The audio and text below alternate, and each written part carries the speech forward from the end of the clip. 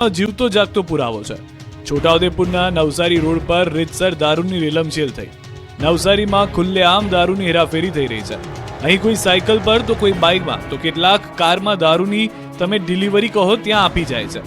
ત્યારે સાયકલ પર દારૂની ડિલિવરી કરવા જતા બુટલેગરને અકસ્માત નડ્યો। કાર ચાલકે અડફેટે લેતા રોડ પર દારૂ અને બિયરની રેલમછેલ થઈ।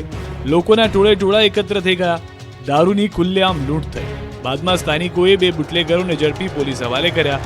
પરંતુ છોટાઉદેપુર પોલીસ જોઈ લો આ દ્રશ્યો બેફામ બનેલા બુટલેગરોની સાક્ષી પૂરી રહ્યા છે।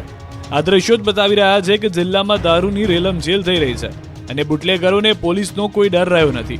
બુટલેગરો છોટાઉદેપુર જિલ્લામાં બેફામ દારૂની હેરાફેરી કરતા હોય તે વાતના દ્રશ્યો જીવતા પુરાવા છે। બીજી તરફ રાજકોટમાં ખાલી મકાનની અગાસી પરથી દારૂનો બાર ઝડપાયો। મકાનની અગાસી ખાલી જગ્યામાં ચાલતો હતો બાર। દેશી દારૂમાં ફ્લેવર ભેળવી વેચાણ કરવામાં આવતું હતું। દેશી દારૂ સાથે નમકીન પણ પીરસાતું હતું। તોરાળ પોલીસે 4 આરોપીઓને પકડી દેશી દારૂનો બારનો પર્દાફાશ કર્યો છે।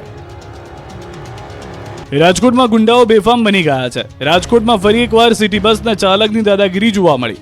સિટી બસનો ડ્રાઈવર એવી દાદાગીરી કરી રહ્યો હતો કે એક વાહન ચાલકને ઢીકાપાટુનો માર માર્યો।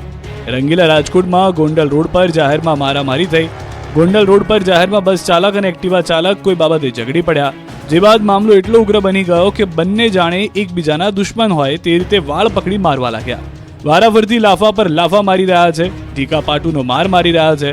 બંને વચ્ચે ચાલતું યુદ્ધ લોકો જોવા ટોળા પર ઉમટી રહ્યા છે, પરંતુ બંનેને છૂટા પાડવા કોઈ હિંમત પણ નથી કરતું। અંતે બંને યોદ્ધાઓ થાકી ગયા હોય તેમ છૂટા પડી ગયા। મોરબીમાં અદ્યતન ફાયર સ્ટેશનની વર્ષોથી તાતી જરૂરિયાતને લઈને રાજ્ય સરકાર દ્વારા ફાયર સ્ટેશન બનાવવા માટે જમીન ફાળવી દેવામાં આવી છે, પરંતુ જે જમીન ફાળવાઈ છે તે સરકારી જમીન પર 35થી વધુ કાચા પાકા મકાનો ખડકી દેવામાં આવ્યા હતા, જેના પર દાદાનું બુલડોઝર ફરી વળ્યું। મોરબીમાં સરકારી જમીન પર કરાયેલા દબાણોનું ડિમોલિશન કરાયું। ફાયર સ્ટેશન માટે ફાળવાયેલી જમીન પર 35થી વધારે કાચા પાકા મકાનો તોડી પડાયા। ફાયર સ્ટેશનની કામગીરી શરૂ કરવાની હોય દબાણ કરીને રહેલા લોકોને તંત્ર તરફથી નોટિસ પણ અપાઈ હતી। નોટિસ આપ્યા બાદ તંત્ર તરફથી ડિમોલિશનની કામગીરી હાથ ધરાઈ છે। મામલતદાર, પીજીવીસીએલના અધિકારીઓ, ફાયર વિભાગના અધિકારીઓની હાજરીમાં આ કામગીરી કરાઈ। અનિચ્છનીય બનાવ ન બને તે માટે ચુસ્ત પોલીસ બંદોબસ્ત પણ ગોઠવી દેવાયો હતો, તેમજ આગામી સમયમાં પણ જેટલી સરકારી જમીનો પર દબાણ કરવામાં આવ્યા છે તેવા દબાણો દૂર કરવામાં આવશે। મામલતદારે કડક સંદેશ આપી દીધો છે કે સરકારી જમીન પર દબાણ કરનાર કોઈ પણ ચમરબંધીને છોડવામાં નહીં આવે। અમદાવાદના શાહીબાગ વિસ્તારના સરદાર સ્મૃતિ સ્મારકને બોમ્બથી ઉડાવી દેવાની ધમકી મળી છે। શાહીબાગના સરદાર સ્મૃતિ સ્મારક ઓફિસમાં ઈમેલ મળ્યો હતો। આ ઈમેલ દ્વારા સ્મૃતિ સ્મારકને ઉડાવી દેવાની ધમકી મળી છે। સ્ફોટક પદાર્થથી ઉડાવી દેવાનો ઈમેલ મળતા તપાસનો ધમધમાટ શરૂ થયો છે। ધમકીભર્યો ઈમેલ મળતા પોલીસ બેડામાં ખળભળાટ મચી ગયો। સ્મારકની અંદર અલગ અલગ જગ્યાઓ પર બોમ્બ મૂકવાની ધમકી મળી હતી અને વહેલી સવારે બ્લાસ્ટ કરવામાં આવશે તેવો ઉલ્લેખ પણ કર્યો। વહેલી સવારે સ્મારકના કર્મચારીઓએ ઈમેલ ધ્યાને આવતા તાત્કાલિક પોલીસને જાણ કરી, જેને લઈને bomb disposal squad, dog squad, SOG crime branch તેમજ સાયબર ક્રાઇમ સહિતની અલગ અલગ ટીમો સરદાર સ્મારક પહોંચી અને તમામ જગ્યાને સેનિટાઈઝ કરવાની કામગીરી હાથ ધરવામાં આવી। બોમ્બ ડિસ્પોઝલ સ્ક્વોડની અલગ અલગ 3 ટીમો દ્વારા સરદાર સ્મારકની તમામ જગ્યાઓની ચકાસણી હાથ ધરાઈ। જોકે કોઈ સંદિગ્ધ વસ્તુ મળી આવી ન હતી, જેને લઈને પોલીસે રાહતનો શ્વાસ લીધો। આ સ્થળે શાળાના વિદ્યાર્થીઓનો એક કાર્યક્રમ ચાલતો હતો। ઈમેલ મળતા જ સ્કૂલનો કાર્યક્રમ રદ કરીને તમામ વિદ્યાર્થીઓને ઘરે મોકલી દેવામાં આવ્યા। તાત્કાલિક વિદ્યાર્થીઓને સલામત રીતે બહાર ખસેડવામાં આવ્યા। જોકે હવે પોલીસ ક્લિયરન્સ બાદ જ તમામ કાર્યક્રમોને મંજૂરી મળશે।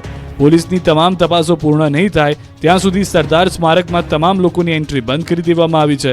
મહત્વનું છે કે જે ઈમેલ આઈડી પરથી મેલ આવેલો છે તેમાં મોટાભાગના દેશભરના મ્યુઝિયમોના ઈમેલ આઈડી પર એક સાથે ધમકીભર્યો મેલ કરવામાં આવ્યો છે, જેમાં ગુજરાત ટુરિઝમ, સુરતના સાયન્સ સેન્ટર તેમજ પોરબંદરના કીર્તિ મંદિરના મેલ આઈડી પર પણ આ પ્રમાણેનો મેલ કરવામાં આવ્યો હતો। આ ઈમેલ ટેરરિસ્ટ 111 નામના મેલ આઈડી પરથી મળ્યો હતો, જેમાં પોતે આતંકી સંગઠનનું નામ છે તેવો પણ ઉલ્લેખ કરવામાં આવ્યો છે। ભુજની ભાગોળે આવેલી કચ્છ યુનિવર્સિટીમાં એનએસયુઆઈ દ્વારા અનોખો વિરોધ કરવામાં આવ્યો। વિદ્યાર્થીઓને પડતી વિવિધ સમસ્યાઓના કાયમી નિવારણ અર્થે નવતર પ્રકારે વિરોધ પ્રદર્શન કરવામાં આવ્યું, જ્યાં એનએસયુઆઈના સભ્યોએ યુનિવર્સિટીની કચેરીમાં ગધેડાને સાથે લઈ જઈ આને એડમિશન આપોના નારા લગાવ્યા।